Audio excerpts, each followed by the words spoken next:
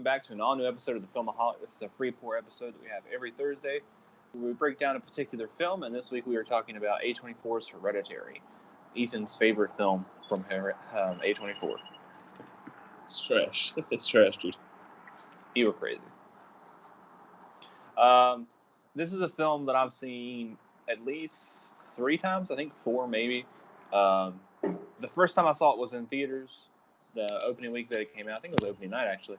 And I didn't like it. I gave it like a 1.5, can't remember, one of those. Just was really disappointed. You know, I went to the theater.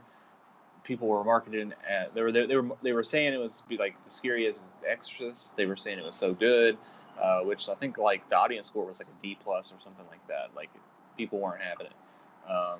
The auditorium that I was in, they were not having it. I know several people laughed at moments that weren't supposed to be funny. At the end, when the movie was over, there was just like a collective heavy, and then people fell off here. Slowly walked out of the theater. But then I rewatched it, probably almost a year later, I would say. Maybe a little bit before then, but I rewatched it, and I changed my opinion. I liked it. And then I rewatched it again not too long after that, and it moved up, I think, even more. So I have it at a solid 4 right now. I think it's a really good film. But it's a film that you have to be prepared to watch. You have to be in, I'm not going to say in the mood, but like I didn't rewatch it before we did this video, like I do most of the films, because I'm just like, I don't feel like watching it. I know what I'm getting into if I watch it. It's very bleak. It's just, yeah. Same thing with Midsommar, but I'm going to have to get through that no matter how I feel at the time, because I've only seen that movie once. So I do need to watch it again to reevaluate it. But, yeah, what are your, just looking at the films too after the couple of times that I appreciate it. The acting, I think, is fantastic. I think the directing is really good. The cinematography, great. And the score is really good. I think, we'll talk about this more towards the end of the video. I think the Oscars looked over it a little bit too. And I would have to go back and look that year. This was 2018, of what all got nominated for cinematography. I think it should have gotten a cinematography nomination. And based off the people that were nominated, I would have nominated Toni Collette as well. Oh, man. No. But, yeah. Not for me. Well, what are your initial thoughts? How many times have you seen the film? I know you saw it in theaters. This was the 3rd time I watched it, and the last. Never again, man. I can't take it. Yeah, I think the second time you moved it up a little bit from the first time you watched it. And I think I had it at 1 star, and I think it went up to 2.5, and this time it went back down to a 2. What didn't you like about it? It's so boring. Absolutely so boring. Let's say, I don't know. Performances are okay. I don't think anything special, but decent enough for the movie.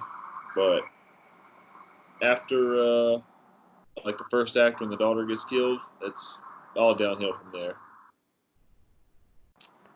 Yeah, I don't necessarily.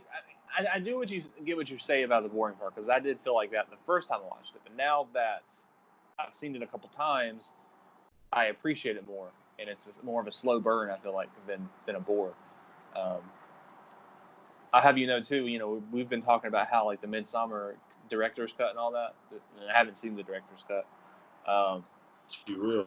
And I don't think there was a Hereditary director's cut, but I watched some interviews with Ari Aster, and he said that originally the cut for Hereditary was 3 hours. And they cut it down But he did feel like this version was his final version. But he said that originally it was much longer. There was a lot more just scenes that I agree with was best to be cut out because people would have been like, oh my god, it's like getting up from their seats, just like I can't take this. But that was the point of part of the point of what he was trying to do there was make people feel like that. He succeeded. Be bored at moments and uncomfortable and. I wasn't uncomfortable. I was just spaced out. Honestly, I just didn't care. Like first time I was committed to it, I didn't like it at all. So I rewatched it. I think before Miss Tomorrow came out. I liked it more that time. I can't remember what I put in my review. I think it was because of the performances and maybe the score. Yeah. But this time, yeah, it's just so boring. So going on this journey to figure out what's going on. Kid died. Oh, the support group. Yeah. Missed it, man. I did not miss it. Oh, there's like so much like each time you watch it too, and even I was watching those videos last night to analyze it. There's some things that you might have missed that you fill in. You're like, oh, okay, and it adds to it to me. The film. So it starts with the mom's funeral or the grandma's funeral, depending on how you want to look at it. Toni Collette's mother's character, or her character's mom. She's dead. But I think even in that scene, you set up a lot of stuff because in that scene, one, she has a necklace on, which is in that there's a still photo of it. And I didn't catch it before, but she has a photo that's like the payment thing about pointing to a certain way and whatnot. The necklace. I think it's the same thing you see coming later at her friend's apartment or whatever. Yeah. So she has that necklace in that scene, and she also addresses when she's talking to at the funeral. There's a lot of people she didn't know there. All that's a cult. Yeah. So I like that upon a rewatch and figuring and getting that, and then they're dealing with her death, and then we were introduced to these characters. Obviously the daughter's super weird. There's something really off with her. The son, and as the film keeps going, you realize this guy's like traumatized because of what happened when he was a kid, and his mom trying to light him on fire. Yeah. So he has. It's a fair point.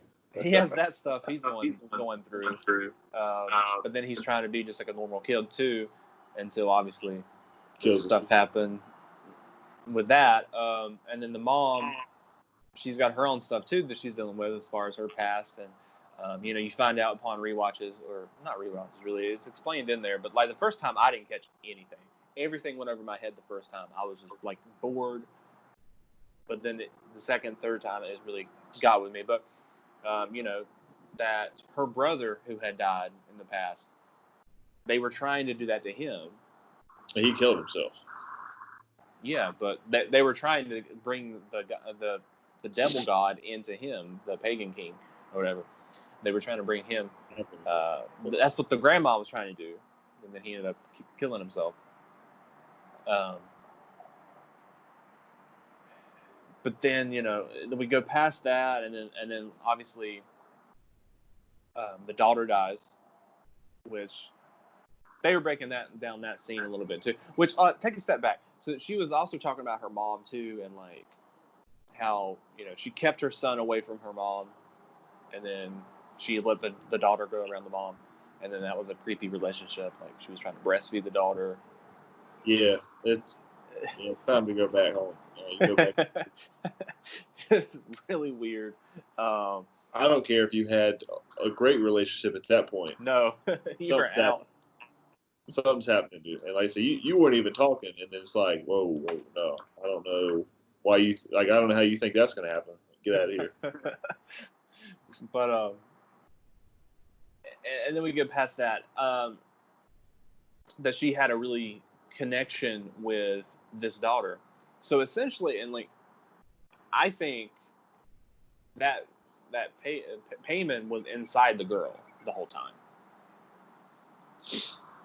when she was a child. That's why she was cutting the heads off of things. All of that. And so but I thought it was in the guy. It wanted to be in a guy. That's the host that it was wanting. That's what it needed to have. That's why I was trying to get in the brother. That's why I was trying to get in the son. But I think it was in the daughter in the film at first, but it wasn't a good host for it. So the whole plan that whole time was to get into the boy's body. But it had to get in her body first. And that's what it was like. I don't know, and I don't know too much about allergies because I was like a little bit confused when I was watching this video last night. I was saying, like, could the grandma have caused her to have a peanut allergy when she was a kid, when a baby? I don't know how you call it, like, just giving peanuts as a kid. I don't know, but I don't know how that works. But then I don't know if it. I don't think that it did. I don't remember. It never explained like how it goes into a person. I don't know what it is. The being or. Well, it's that blue light, and I guess it just, I don't know. Well, yeah, that's what I said. It never explains how. This is it. There's no like ritual or whatever. It just goes into it. Which begs the question: why didn't you just go into the boy then? I guess he had to die. But that's what I'm assuming is that the boy had to die. The boy had to die for it to go into his. Well, but it just went into the girl. She was alive. But she was around when she was born, though, so it could have had something to do with birth. But then I don't know. You don't know. I'm not too sure, and that's something else I'm going to have to pay attention to upon the rewatch. And the next one time I watch it, I'm trying to figure that out. I'll let you know. Keeping me up at night because I don't know how. But and then the mom makes him take the daughter with him to the party, which is idiotic, and they talk about that in the video too. It's like that doesn't really make sense, and I don't think there's any explanation upon that of why she does. Because I mean, you just asked him if there's gonna be alcohol there, and you're like, take your sister. Yeah. What? You're not even old to drink. So he takes her there, and I mean, there's some like convenient things that happen. So first of all, when they get there, you see them making the cake and like crushing the nuts, and then she ends up. He's trying to go smoke, and tells her to do whatever, and she eats the cake and then gets sick. Which, well, once again, like they were talking about in the video I watched, I've never been to that many parties that they were like, we're making this chocolate cake, have it out for people. It's weird. But I mean, I don't know how else you were planning on factoring that in. Yeah, having her die. Yeah. I don't know. I mean, I didn't take it down half a star because of that. I didn't either. But it's just something to think about. But anyways, that happens, and then he's taking her home or whatever. I guess he's taking her home, not the hospital, and there's a deer carcass in the road, and they have to swerve, and she has her head out the window, and it knocks her head off, which was a huge surprise the first time I watched it, and I guess I'm assuming it's a big surprise for everybody, because I thought she was going to be in the whole movie. I thought she was the main character. Yeah, and out, which that stuff is so powerful to me. Like, that's one of my favorite parts of the film because of how shocking it is, but like his reaction to it. I'm gonna leave her in the car. But it's his shock of it, of him like not even being able to look in the back seat. He's like, oh shit, like he knows what happened. And yeah. He's like, he goes in complete shock and just drives home, goes inside, goes to bed, tries to pretend like this is all a bad dream. Like maybe when I wake up in the morning. I don't know how you could sleep. He probably barely didn't. He probably laid there all night and then probably like. Yeah, not for me, dude. Just imagine that waking you up in the morning. Well, imagine being the mom walking out to your car and That's what I'm saying. Yeah. daughter's headless body is just in there. But they were saying too how the cult set that up, that they probably went and put the carcass in the road around where that light pole was as a plan of, hey, he'll crash probably, and this is the only thing he could hit. I don't know. That's kind of a stretch. Maybe. Seeing you're betting on her having her head out the window, and then you would have to plant the peanut in the cake. Hey man, it's for sure. It could have been the child of one of the cult members. You never know. They made that cake and set it there. Well, how did they know his sister was coming? I don't know. But anyways, from that point on, everything really goes in motion, and things start happening. Stuff with him at school, with the mom. You find out about the past. She meets the other lady, who then communicates, I think, with her grandson. Which then they'll try it again with the daughter. Which then we find out later that lady's actually leading the cult now, and she was second in command to the grandma before she passed away. So now this lady's leading the cult.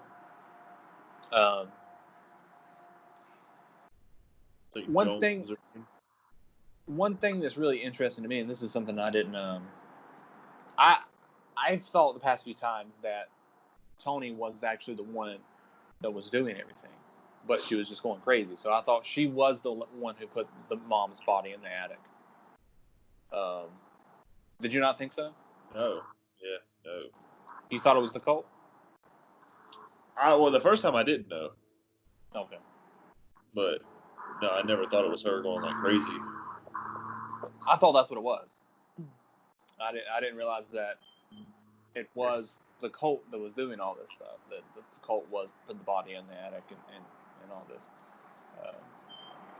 So that was news to me last night when I was watching the video. I opened my eyes to some more things. But then you have, the husband too, which we hadn't talked about, and he's the most normal of the people. Yeah. In this film. Which makes sense since it's not really his bloodline. Exactly. He's just trying to keep everything together, comfort his son. He's trying to be there for her, but he's like, oh man, you dug your mom's body up and put her in the attic. I don't think this. It's a lost cause, dude. You are batshit crazy. You got to go. But yeah, the lack of communication too was another thing the director was talking about, was an important theme of the film, and that was a lot of stuff that he cut out of the 3-hour-long cut, was scenes that further added to the lack of communication. So it was scenes where one character in a hallway, one character goes in a door and the other one comes out of a door, something like that, which I can see. Yeah, keep that for yourself. But yeah, I think he did a really good job with that. I think that adds to the fact, the boredom factor you talk about, but I think that was intentional.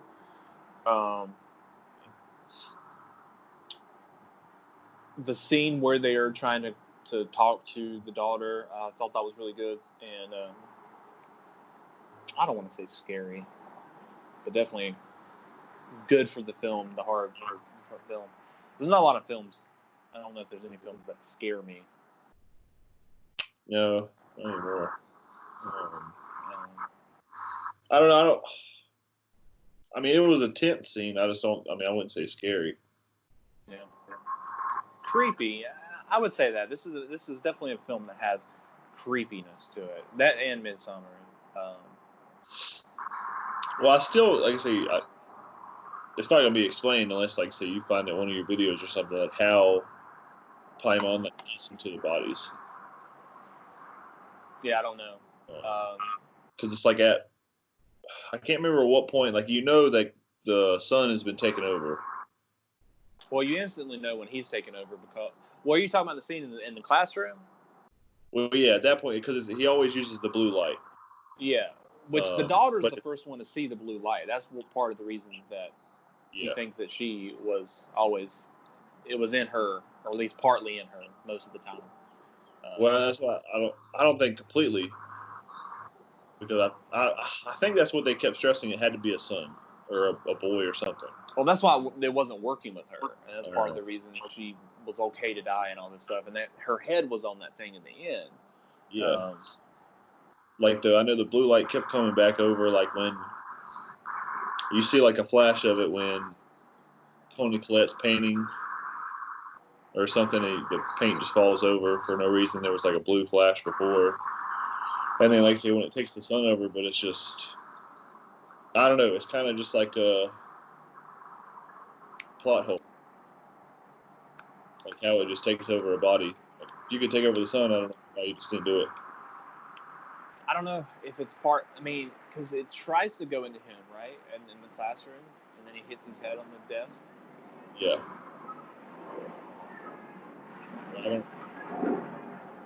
I don't know. Like I said, if that would be something you could find in like a video, maybe I guess you could just Google how does Pylon enter bodies. But there's also the sacrifice angle to think about, and I don't know if that like plays into it because he has 3 heads, and like the book and stuff when it's showing him and sacrifice, like he needs 3 heads. So you don't get that until the end of the film because you have the grandma, her head, she's headless, and then the daughter, obviously, and then Toni her character cuts her head off at the end. Yeah. So at that point, right after that, is him looking at his mom cutting her head off, and there's other people standing naked in the corner, and then he jumps out the window.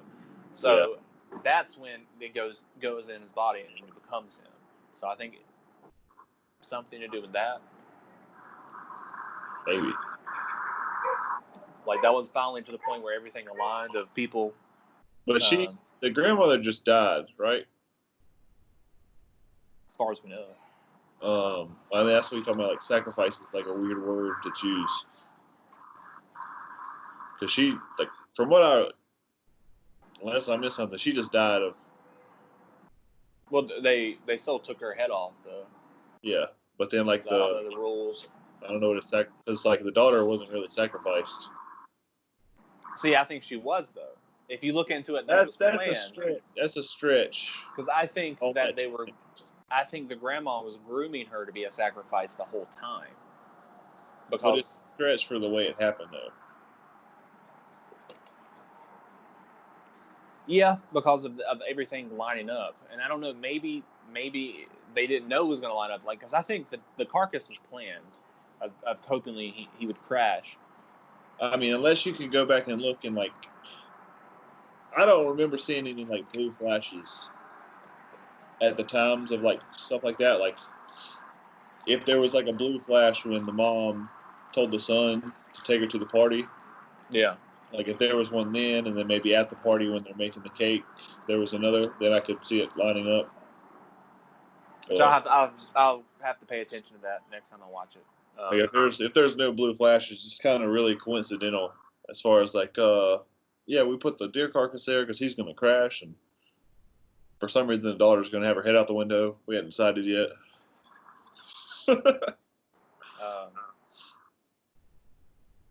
But yeah, and then everything really connects at the end, I think. Just overall, different stuff, and him fully becoming the kid. So I like it, and it's like I said, and like we have these questions. It's something that I can watch again whenever I find the time. I'll probably watch it around Halloween. Go for it. Probably revisit it then, and I'll let you know what else I discover this time around. Let me know, man. Just keep me right. Like I said, the performances I think were really good, especially from Toni. The cinematography was great. I think one of the best of the year in terms of that, and which Midsommar has great cinematography too. I think that was overlooked in that film. I actually think the son gave a better performance than Toni Collette. Man, you have these weird takes all the time about performances. Man. Well, no, I mean, it's easy to say Toni Collette because like she's the main focus, but I think the son gave a better performance overall. not like I'm saying Gabriel Byrne gave it. Oh, he gave the best performance as the husband. Totally. I'm not saying Nat Wolff didn't give a good performance, but I don't think it was better. It's just like Once Upon a Time, we argue with that. You trying to say Margaret Qualley gave a better performance than Margot Robbie? She did. She did give a better performance. I'll stand by that. You're not looking at it the right way. You're not understanding. Oh, man, I didn't miss it, dude. I just saw the performance. Missed it. But the set design, too, I think that the production design is fantastic. And same thing with Midsommar. Actually, I wish that on streaming services, because I don't own these films on Blu-ray. Hereditary, I need to get at some point. I don't think I'll get Midsommar unless Sarah wants to get it, because she likes his movies more than I do. She's watched Midsommar again without me. Well, I mean that's one when I started this A24 that I'm more excited to rewatch. Yeah. And maybe it won't let me down because I like it more than Hereditary, like on the first viewing. Well, yeah, me too. But I'm also a big fan of Florence Pugh, so I don't know, and like I said, there was stuff I appreciated about it. I don't know, what I will discover differently upon my second rewatch of Midsommar, just because, like I said, I don't like the ending of that film. So I understand it, but I don't think it's gonna be this time I liked it. You don't know. Maybe. Watch some videos, explain some more stuff. Watch the director. She's the only character in that film that I like too. Yeah, she's a murderer. So. Which, I don't think that the characters in Hereditary were bad. You could have moments of all three of them that you're like, oh, they're not bad.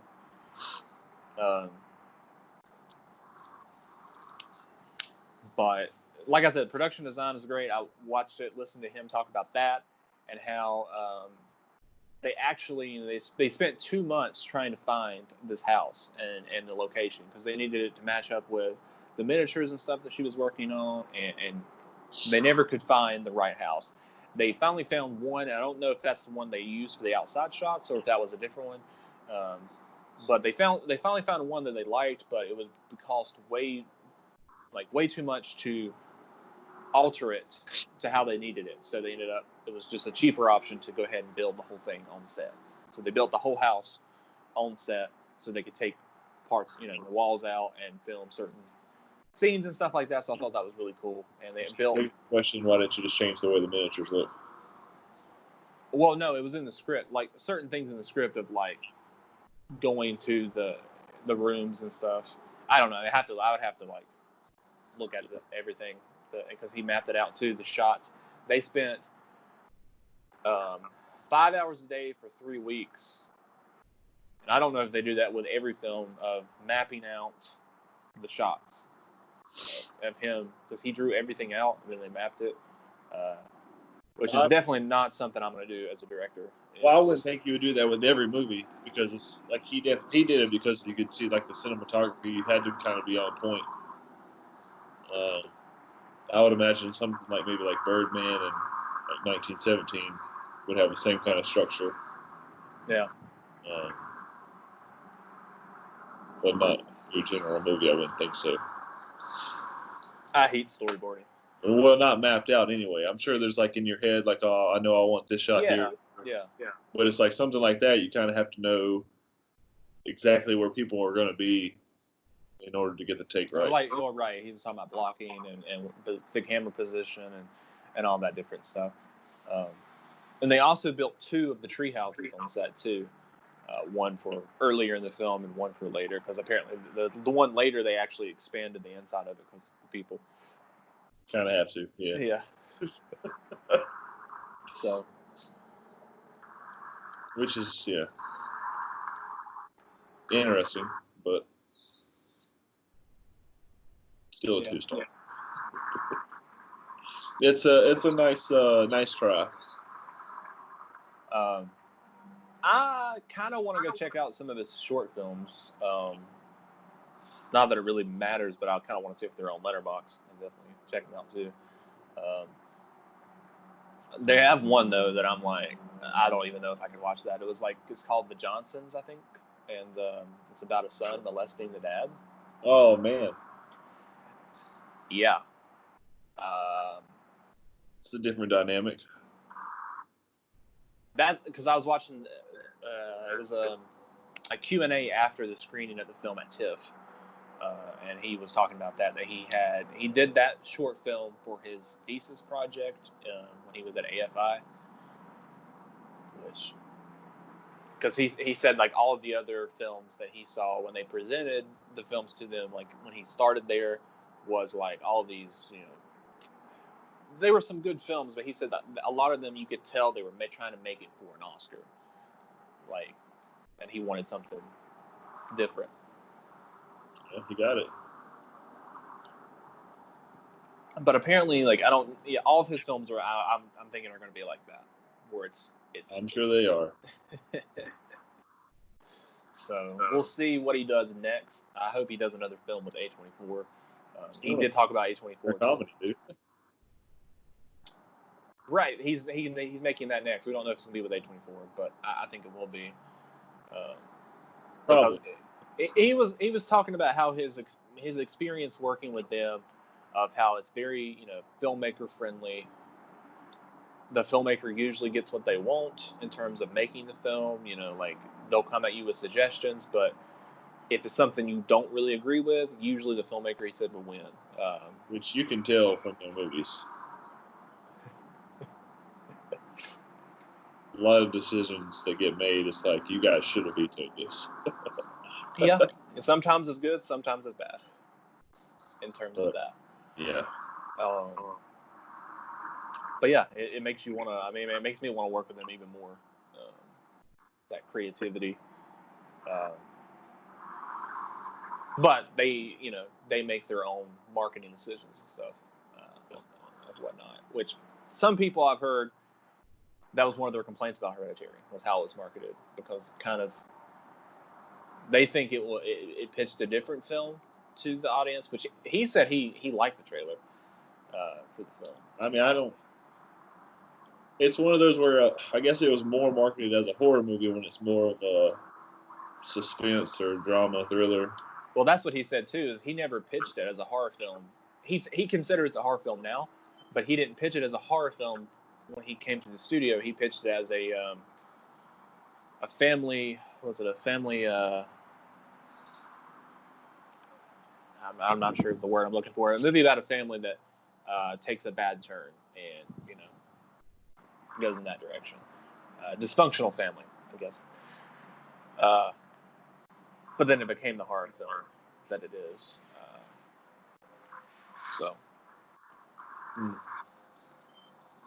Which, I mean, I feel like all of his films are going to be horror films, but he'll pitch it differently, because I'm sure Midsummer pitched it about a breakup.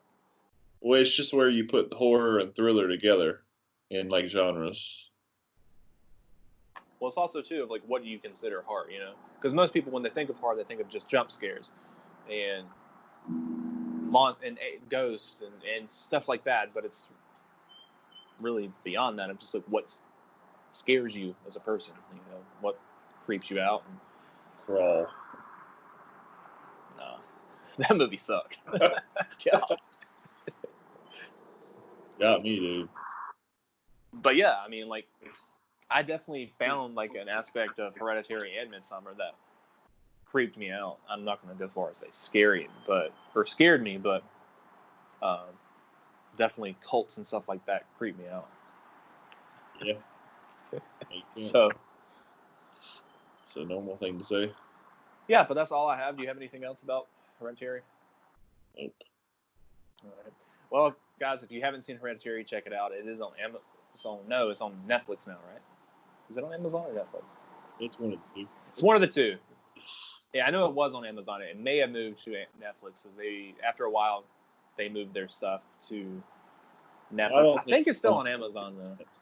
Yeah, because they just got Lady Bird, so they're not at 20. And they got Direct Disaster Artist too, but so I think they're Yeah. still at the end of 2017. So I think it's still on Amazon for now. But if you wait a few months, it'll probably be on Netflix. Yeah. Yeah. But don't forget to like this video, guys, and then subscribe to the channel. And we'll be back next week. What's our film next week? Do you remember? 8th grade. 8th grade. Yep, that's right. We're gonna be doing 8th grade next week, and we're gonna be talking about like the rating system. We're gonna take a Dazed and Confused coming of age film, do the what if on that next week. So coming of age and that thing, that's all we're doing next week. So we'll see you guys then.